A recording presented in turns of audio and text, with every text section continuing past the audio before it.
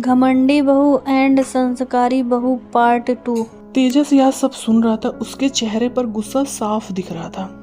निक्की, तुम परेशान मत हो। इस घर में हमारी मेहनत और सच्चाई किसी की जुबान से छोटी नहीं हो सकती। हम दोनों एक दूसरे का साथ निभाने आए हैं, ना कि किसी से मुकाबला करने। तुम जैसी ही हो वैसी रहो, और तुम मुझे वैसी ही अच्छी लगती हो, सच्ची, सरल और आत्मसम्मान से भरी। जो लोग घमंड के सहारे खड़े होते हैं वह एक दिन खुद ही गिर जाते हैं। बाकी जो भी होगा मैं उसे सही और सम्मानजनक तरीके से संभाल लूंगा। तुम्हें चिंता करने की कोई जरूरत नहीं है, और तुम्हें परेशान होने की बिल्कुल भी नहीं। तेजस बेटा, शांति रखो। यह घर तुम्हारा भी उतना ही है जितना किसी और का। गुस्से में लिया गया फैसला अक्सर जिंदगी भर का पछतावा बन जाता है। वक्त सबका हिसाब करता है, सच्चाई का भी और घमंड का भी। और मैं तो यही कहती हूँ कि घमंड करने वाले का घमंड हमेशा टूट जाता है। सुलभ अपनी पत्नी का पक्ष लेता है। तेजस चुपचाप चला जाता है। निक्की की आंखों में आंसू थे, मगर उसने कुछ नहीं कहा। पार्वती देवी निक्की को गले लगाया और मन ही मन फैसला किया कि वह इस घर में न्याय जरूर करेंगी। इस घटना के बाद कामनी का घमंड और भी बढ़ गया। वह निक्की को और भी ज्यादा ताने मारने लगी। कुछ दिनों के बाद एक सिद्ध साधु का आगमन हुआ। उनका नाम था स्वामी कलाकांत। उनके हाथ में एक साधारण सी लाठी और चेहरे पर एक अजीब सी शांति थी। वह लोगों को देखकर ही सब कुछ बता देते थे और घर के बारे में भी बता देते थे। सीताराम, सीताराम माता जी, सीताराम। मैं कई दिनों से भ्रमण कर रहा था। रास्ता लंबा था, पैर थक गए थे, शरीर में कमजोरी थी। मुझे बहुत भूख लगी और गला भी सूख रहा है। यदि इस पवित्र घर में एक वक्त का सरल भोजन और थोड़ा सा जल मिल जाए तो मेरी थकान दूर हो जाएगी माँ जी। साधु का पेट भरना बड़ा पुण्य होता है माता, इसीलिए तुमसे विनती करने आया हूँ। जो भी प्रसाद हो थोड़ा सा मुझे दे दो। पार्वती देवी ने उन्हें गौर से देखा और श्रद्धा से भरकर अंदर आई। उन्होंने निक्की को अपने पास बुलाया और कहा, बेटा, दरवाजे पर एक पूज्य महात्मा आए हैं। उनकी सेवा करना हमारा धर्म। तुम तुरंत रसोई में जाओ और साधु महाराज के लिए कुछ बढ़िया सा भोजन सादगी भरा लेकर आओ और साधु महाराज को प्रसाद ग्रहण कराओ। जल्दी करो बेटी। जी सासू माँ, मैं अभी बनाती हूँ। मैं प्रयास करूंगी कि उन्हें किसी तरह की कमी न महसूस हो। वह हमारे घर से संतुष्ट होकर जाएं, और मैं बहुत शुद्धता से उनके लिए प्रसाद बना के ला रही हूँ। निक्की तुरंत तेजी से रसोई में गई और साधु जी के लिए स्वादिष्ट भोजन बनाने लगी। उधर कामनी भी साधु महाराज की आवाज सुनकर बाहर आई। उसने साधु को ऊपर से नीचे तक देखा और तिरस्कार से बोली, अरे, यह कैसा आदमी हमारे दरवाजे तक चला आया? कपड़े देखो और हालत तो देखो इसकी, या तो किसी भिखारी से भी बदतर लग रहा है। माँ, आप सच में हैरान कर देने वाली बातें करती हैं। आप ऐसे अनजान और संदिग्ध लोगों को घर के अंदर क्यों आने देती हैं? क्या हमारा घर कोई धर्मशाला है जहाँ जो मनाए थका हारा भूखा प्यासा आकर दरवाजा खटखटाता रहे और हम सबकी सेवा ही करते फिरे? आज खाना मांग रहा है, कल पता नहीं क्या क्या मांगने लगे। अनजान लोगों से दूरी रखना ही समझदारी होती है। माँ, आपको जरा सा भी डर नहीं लगता? आजकल लोग कैसे बेवकूफ बना रहे हैं, और आप इतनी सीधी और सज्जन बन के लोगों की बातों में आकर उन्हें खाना भी खिलाने लगती हैं। कामनी, बस भी करो। अब अगर एक भी शब्द बोला तो मुझसे बुरा कुछ नहीं होगा। तुम्हारी यह जुबान तुम्हारे संस्कारों पर सवाल खड़े कर रही है। यह व्यक्ति कोई साधारण भिखारी नहीं, यह एक महात्मा है। थके हुए हैं और भूखे प्यासे हैं। हमारी संस्कृति में अतिथि को भगवान का दर्जा दिया गया है। जो हमारे द्वार पर आता है उसे खाली हाथ नहीं लौटाना चाहिए, उससे बहुत ज्यादा पाप होता है। धन दौलत से बड़ा इंसान का हृदय होता है, और तुम्हारे सब मुझे बहुत दुख पहुंचा रहे हैं। और साधु संत से इस लहजे में कभी बात नहीं करनी चाहिए। जिस तरीके से तुम बात कर रही हो, तुम्हारे संस्कार दिख रहे हैं। माँ, आप भावनाओं में क्यों बह जाती हैं? आजकल हर दूसरा आदमी महात्मा बनकर लोगों को बेवकूफ बनाता फिर रहा है। सम्मान हर किसी को नहीं दिया जाता। सम्मान वही पाता जो उसके लायक हो। मैं अपनी मेहनत का खाना किसी अनजान इंसान पर यूं ही लुटाने वाली नहीं हूँ। मैं साफ साफ कह रही हूँ माँ, मैं इन्हें खाना दूंगी ना पानी।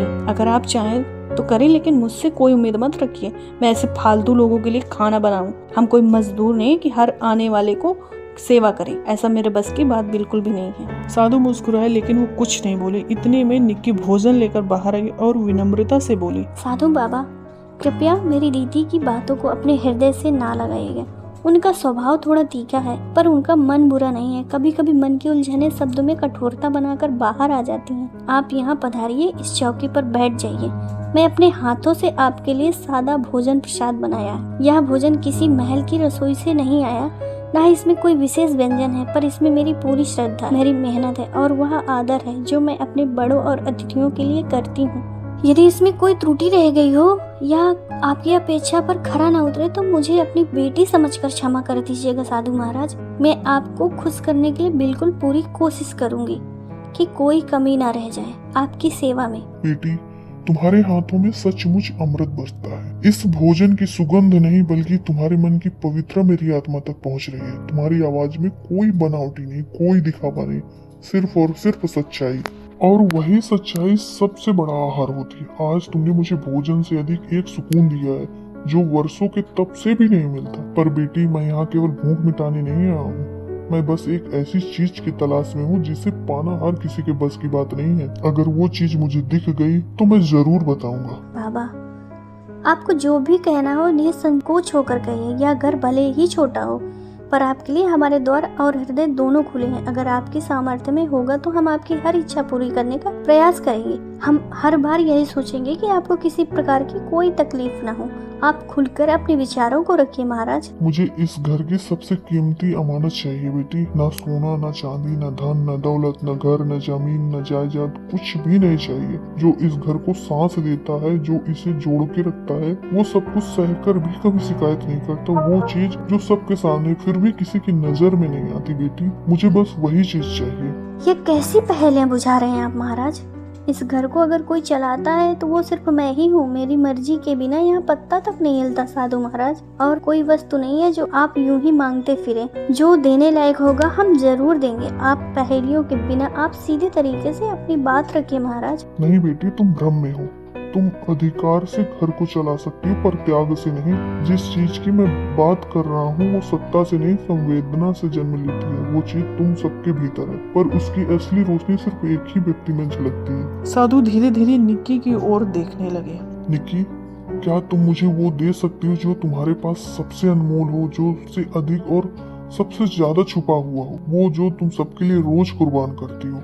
आंसू तुम्हारे इस घर को उजागर करेंगे जो वर्षों से दबी कुचली हुई छुपाई गई है। और वो सच्चाई जब सामने आएगी ना तो हर इंसान यहाँ पे खड़ा खुद को पहचानने से डर जाएगा। निक्की ने बिना तर्क किए सर झुका लिया और अंदर जाकर वो अपने कमरे से तकिया से आंसू पोंछकर साधु महाराज के पास लाई। साधु बाबा, ये आंसू सिर्फ पानी की बूंदे नहीं, ये मेरी असली पहचान है। इसमें मेरी पीड़ा है जो मैंने मुस्कान के साथ छिपाई थी, जो हर दिन अपमान सहकर भी मैं बोल नहीं पाई। ये आंसू इस बात का प्रमाण है कि मैंने सब कुछ सहा लेकिन कभी किसी को कुछ नहीं बोला, लेकिन कभी इस घर की मर्यादा नहीं तोड़ी।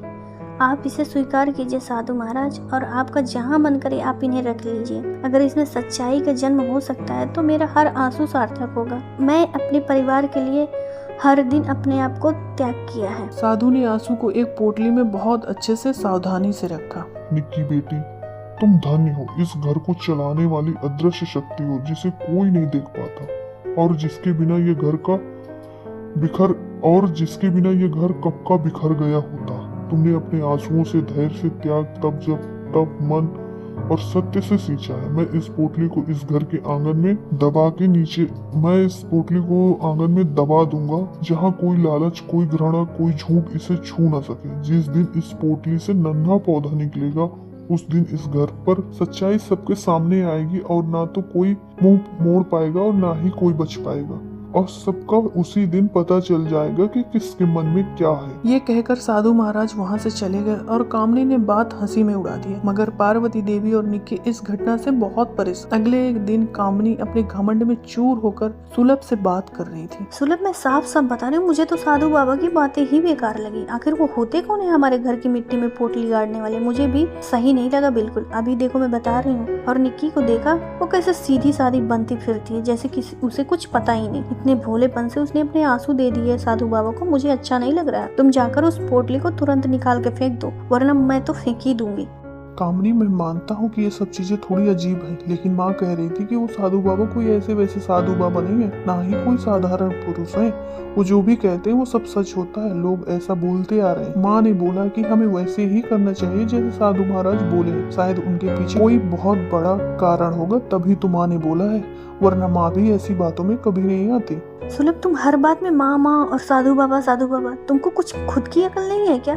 कि क्या समझ रहे हो तुम? मुझे इस घर पर कोई ऐसा काम नहीं करना जिससे कि अनहोनी हो या कोई डर हो। मुझे वो आंगन में दबी पोटली बिल्कुल गड़बड़ लग रही है। सुनो, अगर तुम उसे नहीं निकालोगे तो मैं खुद उसे निकाल के फेंकने वाली हूँ। रात में कामनी गई जब सारे लोग सो रहे थे तो आंगन से वो खुद को पोटली निकाल के दूर फेंक देती है। थोड़ी देर में ही एक ऐसी बिजली चमकी, घर के बाहर अजीब सी उदासी छा गई। अगले कुछ महीनों में ही सुलभ का काम ठप हो गया।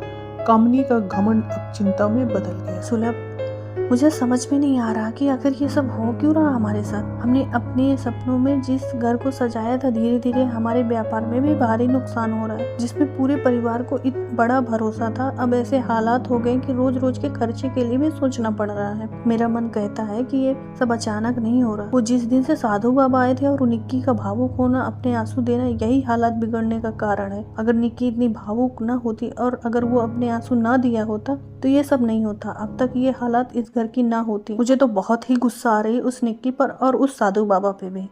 निक्की बस करो।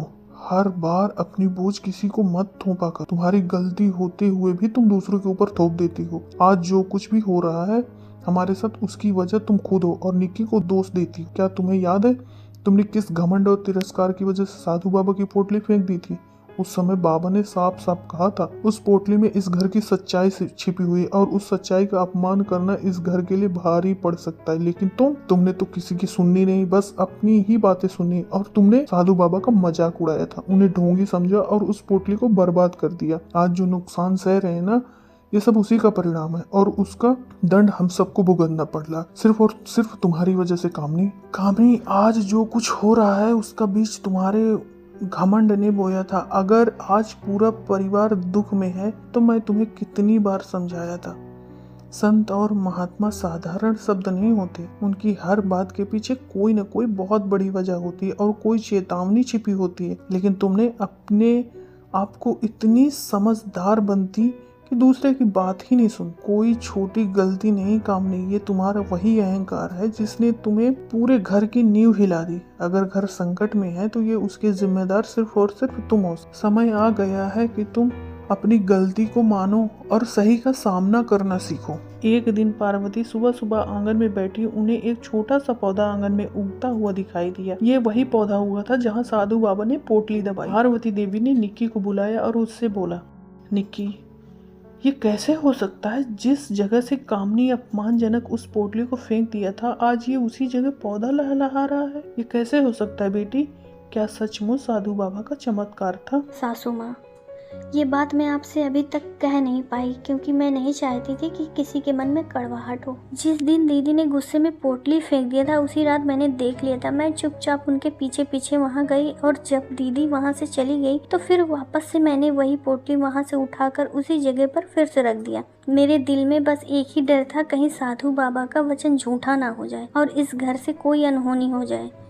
मैंने भगवान से प्रार्थना की कि हे भगवान, अगर साधु बाबा की बात में रत्ती भर सच्चाई हो तो इस घर की रक्षा करना। मैं नहीं चाहती थी कि किसी की नादानी या गुस्से की वजह से इस परिवार को संकट झेलना पड़े। निक्की, तू इस घर की बहू नहीं, तू इस घर की लक्ष्मी हो और उन्हें अहंकार दिखाए वहाँ तुमने विश्वास को बचाया। आज मुझे समझ आ गया, घर पत्थर से नहीं त्याग और सच्चे मन से चलता है। पार्वती देवी की आंखों से आंसू बहने लगे और वो निक्की को गले लगा लेते और उसी समय वहाँ साधु आ जाते हैं। उनके चेहरे पर अलग ही मुस्कान। सीताराम, सत्य चाहे कितना दबा लिया जाए और झूठ की चाहे कितनी भी परतें चढ़ा दिया जाए, लेकिन एक दिन वो स्वयं रास्ता बना लेता है। सत्य को मिटाया नहीं जा सकता, वो केवल प्रतीक्षा करता है सही समय का, और सही समय आज वो दिन आ भी गया। साधु महाराज, आपने कहा था कि जिस दिन ये पौधा धरती से बाहर आएगा उस दिन घर के कोने कोने से अंधेरे में छिपी सच्चाई सबके सामने आ जाएगी।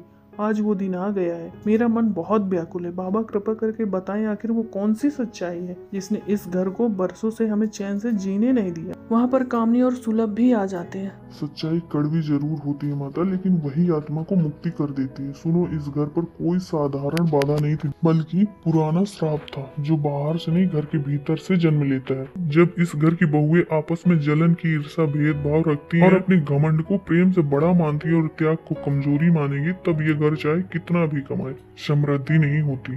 धन आएगा लेकिन टिकेगा नहीं, खुशियाँ आएंगी लेकिन ठहरेंगी नहीं। माता, मैंने निक्की से कभी साधारण आंसू नहीं मांगे थे, मैंने उसकी आत्मा का दर्पण मांगा था। उस आंसू में प्रेम, धैर्य, उस आंसू में अपने लिए नहीं बल्कि पूरे परिवार के जीने के लिए शक्ति थी। वही आंसू एक बीज बन गए जो इस पूरे परिवार को मुक्त कर सकता था।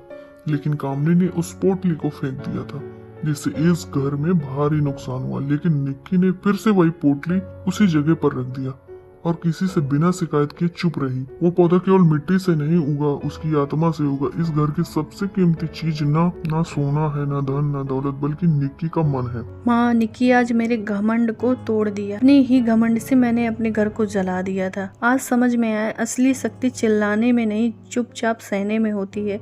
मुझे माफ कर दो, एक मौका और दे दो। सच में मैं अपने आप को बदलना चाहती हूँ माँ। कामनी, ये कोई साधारण पौधा नहीं था। तुमने अपनी गलती मान के बहुत अच्छा किया। अब से तुम्हारा व्यापार और अच्छा होगा और भी काम अच्छे होने लगेंगे।